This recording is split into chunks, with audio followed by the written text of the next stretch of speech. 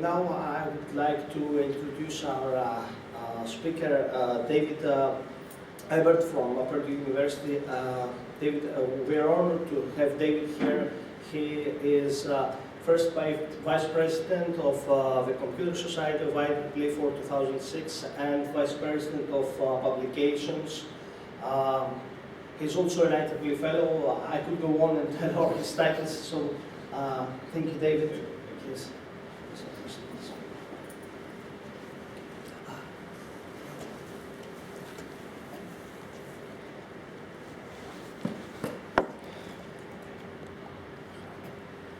So, thank you very much for coming to the session today. I wanted to cover some of the issues that we're talking about in terms of going into examples and what I see are the main challenges with security through trusted collaboration over social networks. I'm going to start off by telling you why I'm here, where I see and when can social media help, tools and opportunities, and then some questions. And the reason I'm here and why this is of interest to me is because I direct a U.S. Department of Homeland Security Center of Excellence, directly looking at how new technology and the community can help the first responder community. And so this center actually has 29 institutions that have been active over the past 3 years. There's been more over the previous years, and over 75 faculty. And we currently have active funded partners in 4 different countries within the world. So we work with a lot of end user agencies. We've deployed tools to a lot of Department of Homeland Security components such as TSA, Coast Guard, etc. We also have worked with over 40 public safety and law enforcement agencies across the U.S. that are actively deploying and testing out some of our tools that we've developed. And in doing this, one of the things we started when we worked with these groups is sort of asking them, how can social media be useful to them? Where can they use it? And we tried to come up with a framework, and based on the input that they provided back in terms of educating a larger audience, getting the community aware of things that are available, bringing issues to them, letting them know what resources are available. There was just a training workshop that was done to help citizens become vigilant and aware of their surroundings and reduce their opportunity for them being a victim of crime. Foster a partnership between the community in the U.S. and it seems all over the world. This idea of community-based policing and safety is really become quite prevalent, and social media is a great opportunity to take advantage of that.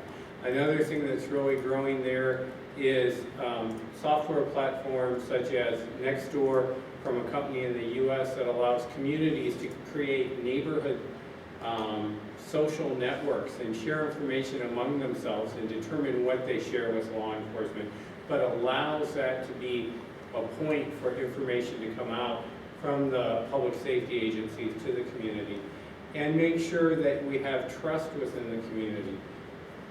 Finally, the thing that we focused on in terms of technology for the law enforcement as opposed to the community side is improving situational awareness, crime prevention, and technical response through some tools we've created. And I'll show you a couple examples of the use of one of our tools that we call SMART now for this. So it's what we call our social media analytics and reporting toolkit. It's an interactive real-time system that uses the geolocated tweets and Instagram posts worldwide coming in real time, being analyzed and providing information to end users. It's been used by a lot of different organizations for a lot of different activities over the past 3 years so far. And with this, let's see, there we go. With this, we've found lots of ways that the tool can be helpful. First of all, if you're planning a large event, how can you get a better understanding of crowd activity, what are concerns, what are the dangers, what are emerging topics within the crowd, and how can you make sure that you have the right forces allocated to make sure the public's safe along different areas. Then if you have recurring events, something that's going on all the time, how can you do better planning? If there's recurring sporting events, we've used this numerous times there. If there's unexpected events that occur, can you get a better idea of what's going on, where are the points of need, what information is just being communicated by the media versus what does the community really need, and deploy your responders appropriately to this. And can you crowdsource information in to have eyes all over in such situations? And can you determine unusual daily activities that you should be vigilant about and try to deter? So I'll show some examples of some of these. First of all, if you look at large-scale planned events, our tool was used during Super Bowl in New Jersey 2 years ago, and we do anomaly detection after we classify all the real-time Twitter data coming in, and the most anomalous topic that popped up was Philip Seymour Hoffman, because he committed suicide that day. It was actually more anomalous than football and Super Bowl, because people always tweet about the Super Bowl in New Jersey at the end of January. Just happened to be more that time, which is why it came in as the second most topic, but people don't tweet that often about that given actor. With recurring events, one of the things we've used this for is at the Purdue football game, and where this has been used at every home football game during Purdue's season last year. This year it's been used at the Ohio State football games with Ohio State Highway Patrol. And one of the things that our police chief mentioned was they kept on having this problem a year ago. Near the end of the game, someone would tweet that someone in their group was going to beat up the opposing band member if they didn't stop playing so loud. So in which case, the police officer, since they had the geolocation of where in the stands they were, would send 2 officers up to scan them. No violence occurred. So it was a way to them to diffuse the situation very carefully. If you look at the Purdue football stadium versus Ohio State football stadium, you see there's a lot more tweets that are occurring, and the system does scale to that level of activity because you have 300,000 people showing up for for an Ohio State home football game versus about 20,000 for a Purdue game. Similarly, with all of these crises that occur, whether it's a normal event that turns violent, there's unpredictable things that occur in a community, you can use this type of situation to get a much better idea of what's going on. And these are solutions that our first responders need. If you think of the Umpqua Community College shooting that occurred up in Washington State a few months ago, or you think of the San Bernardino shooting that just occurred in an office place a few days ago. How can people understand the situation? How can they get information that bystanders are taking and use that in real time? And that's where we started using our tool for these type of events. This is actually what the type of tweets and the different topics or different areas that were occurring during the Umpqua school shooting. So you could see as people gathered together to look at what was going on, you could also see that and see how the community is recovering, or is there still unrest that's growing.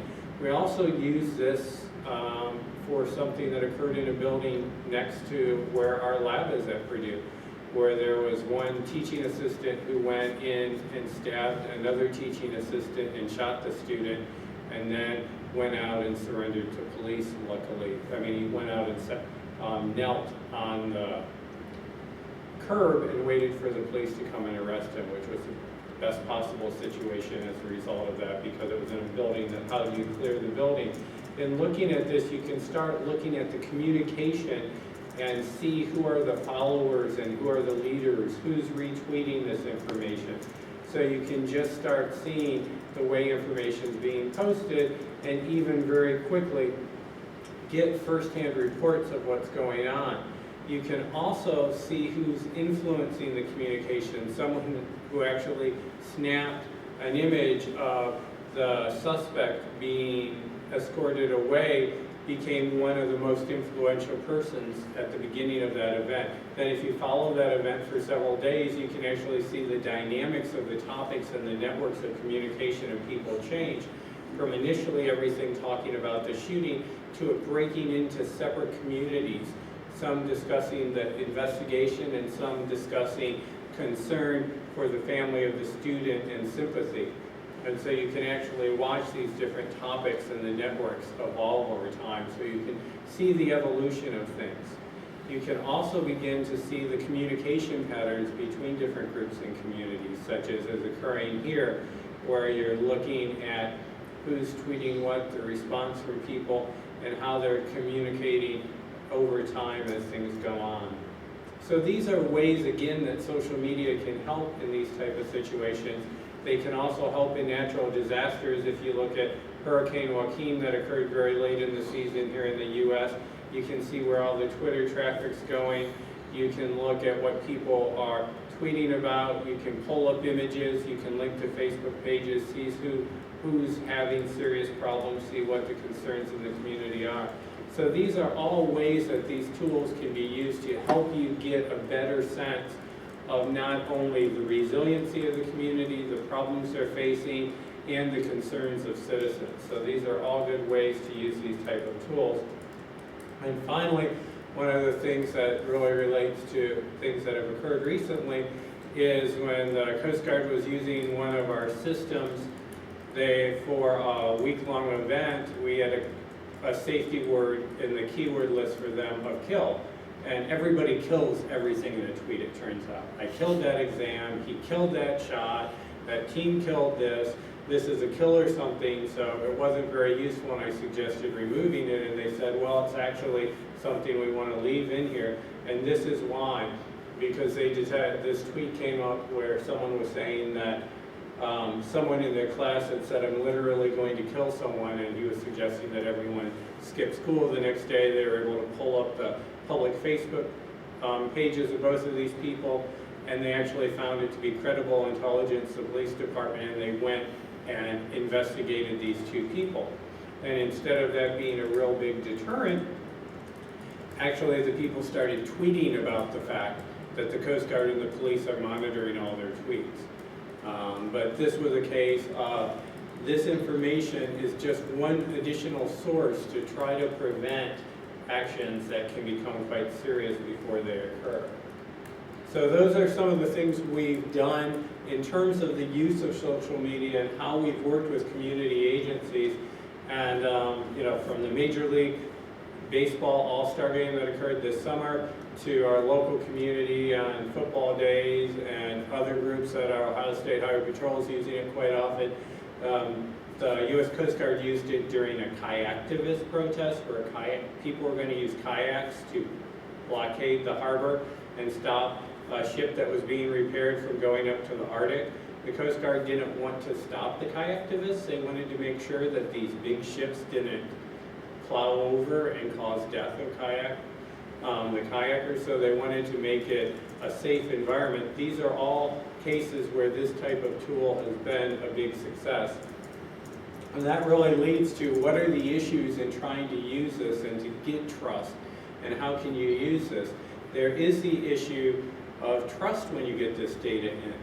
So far, the information that we've seen, the most common information, people aren't trying to mislead law enforcement.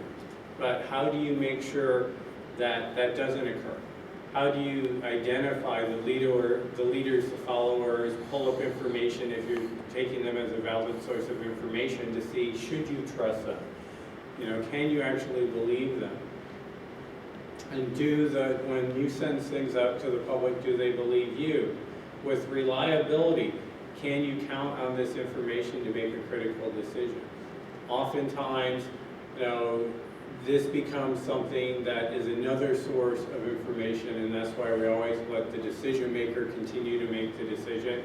They can compare it to the valid, vetted people that they have on the ground to say, are you seeing this there, or have you gone there? These type of things. There's network delay problems with this data. After the Haiti earthquake, basically people had texted when they were in distress, and as the cell towers came back online, all of those messages had been queued up. So days later, messages were coming out from people saying they were trapped in buildings, and they were no longer alive at that point. And so the question became, do you investigate that when you haven't found any sign of life in that building or not? These are issues you need to really consider when you're relying on this digital information. And what is the information diffusion path? How do we tell retweets versus mass interest in something? Can you make sure it isn't something that someone found was interesting and it's the same tweet that's gone around among 100 people versus 100 people who are giving you eyewitness reports on something? And what is the main point, or do you want to do both? Do you want to use this for crowd informing? Do you want to get information out to people to be helpful? Do you want to use it for crowdsourcing to give you a greater presence and better situational awareness? And can you reliably do both of these things?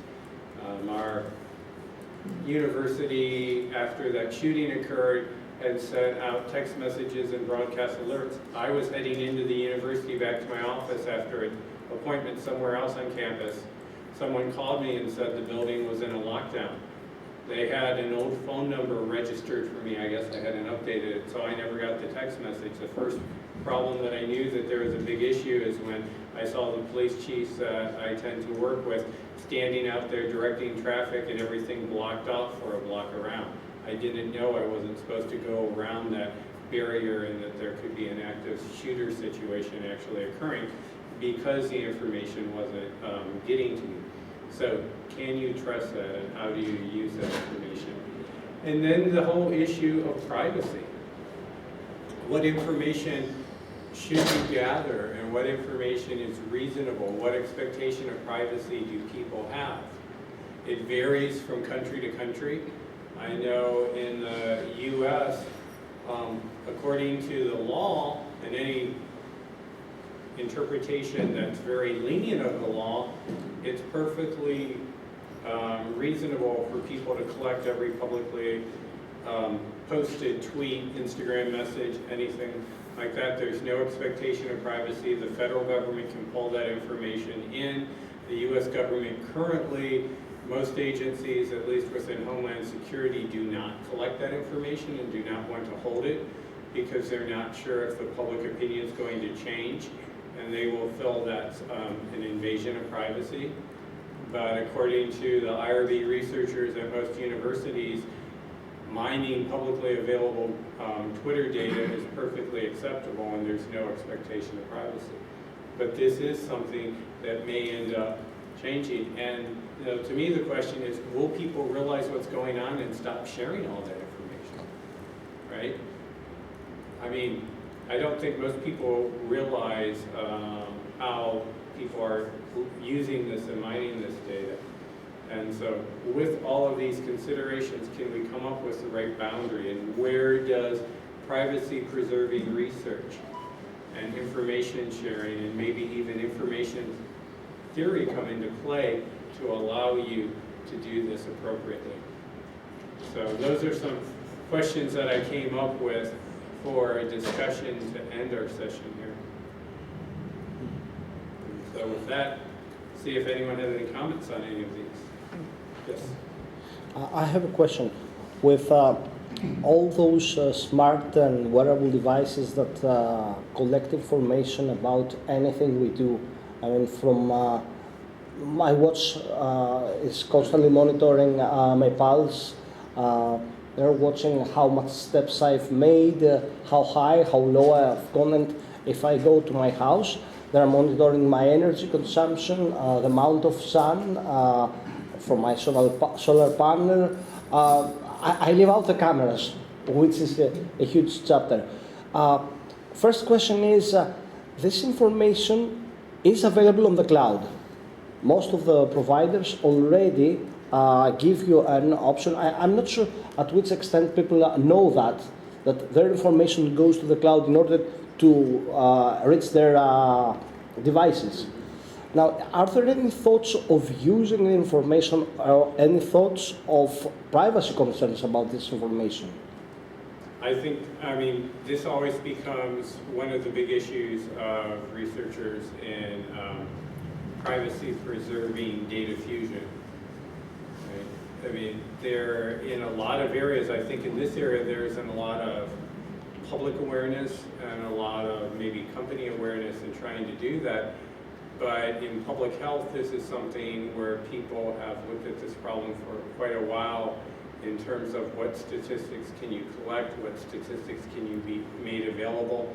If you look at US cancer rates per county and incidence of cancer, if there are less than N people per M,000, they do not record that rate, because the view is that that combined with other information in the area can uniquely identify that individual. Public health syndromic surveillance collects things normally at the zip code level in the US, considering that's synonymous because of the number of households. The view is you can't accurately do outbreak detection at that coarse of a scale. So some people do it at a much finer resolution, but when you start putting all this information together and people just go in and look at your thermostat data and see that you've set it to be 65 degrees and hold for the next 12 days, it's a pretty good indication you're probably not going to be there. So this is information that it's the convenience versus the security, right? People are thinking it's convenient to have that information and say, oh, I forgot to change the thermostat when I get to Hawaii and I need to save money and cut that down, but someone else can get into it just as well. It's just like the people put things on their public profile and don't think about how people are combining that data together. And it's clear that the monetary incentive is there for companies to start pulling all of this information and making money off of it. And one area where I've seen a lot of concern over the sharing of data that goes up to the cloud is in agriculture. Farmers, John Deere, I'm not sure how international they are, but they're probably the largest U.S. producer of farm equipment here right now, and you buy a combine, it's $250,000 to $750,000. It collects a huge amount of data that gets uploaded to the cloud. John Deere does not use any of the data on things that are sensed in the field because the farmer owns that data. They could not get anyone to allow them to create an information system where they have that data. They hold it, but they don't have the right to use it. All they can do is keep information about the maintenance of the equipment. And but it's considered a very valuable resource, and it's sort of surprising that maybe it's the larger farms that protested against this, but this is information that you think of not necessarily your traditional old farmer not being the most tech savvy, but they won't allow that because of privacy. And so, do you get different ads that come to your mailbox based on the appliances that you have registered with the manufacturer and what they're doing and how often the doors open, so they know how many people you have in your family? Things like this. Question? Yes? If I may go back to the reliability aspect, can we count on this information? In your experience, up to now, are the law enforcement agents considering it increasingly or decreasingly reliant on the information that they get through social networks? I think they're starting to rely on it more because they haven't seen mass spoofing of information. But I mean, I'm sure there probably have been cases that have occurred, and good ways to do it. It's always a concern that they have, but when a situation occurs and they want any information they can, they may use it to decide to redeploy some people to further investigate. But this becomes a really hard question, and as most studies have shown, you can get very reliable information from the crowd. And there's actually research where services to aid people with disabilities, where they can get answers from crowdsourced answers within 2 or 3 minutes. For instance, someone who's visually impaired taking a picture of the outfit they have on to see if the tie goes with the shirt. They have registered users who will agree to answer those. and questions that they might not want to ask other people just for the bother, or the instructions on a microwave dinner. These are things that people rely on all the time now, and I never thought of relying on your daily function from the crowd and consider it reliable, but that project has had very good results, and as far as I know, no serious incidents. So do you do real quick, do you do something like what's the next door, where you allow people to register as being vetted contributors of information, sort of citizens that are reliable sources if something happens in your neighborhood? So you have them registered, you know they're in that area, and they make sense. Okay. You remember the hoax by Orson Welles about the attack of the aliens. Now, the more Not personally, but I know. okay, you're right. Now, more and more people depend on social networks for information, and we also see that it's quite frequent that people spoof the accounts of someone famous to write something, and then they have to go out and say, no, it wasn't me, my account was spoofed, or someone created an account in my name. So how probable do you think it is that someone would like to make an attack, for example, in a big event, and try to fuse such information so that they may say that there is a bomb in the stadium and people get panicked? Do you think that this is probable, or do you think of such danger? I think it is. I mean, if you just look at some of the transnational criminal organizations and the amount of Twitter traffic that they use to advertise to people and recruit people now, if someone's really going to plan, I mean, and governments do this right now in getting information out of war zones to try to influence the population. And I know that branches of the U.S. government have used social media to try to recruit people to join up, since we have a volunteer service and things like this. But so I'm sure there's a lot of misinformation that's going out there that people are using in some situations for this, and it makes perfect sense.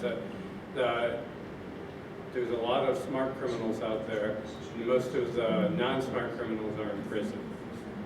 So, as a former law enforcement officer who worked with me said, prison isn't full of smart criminals.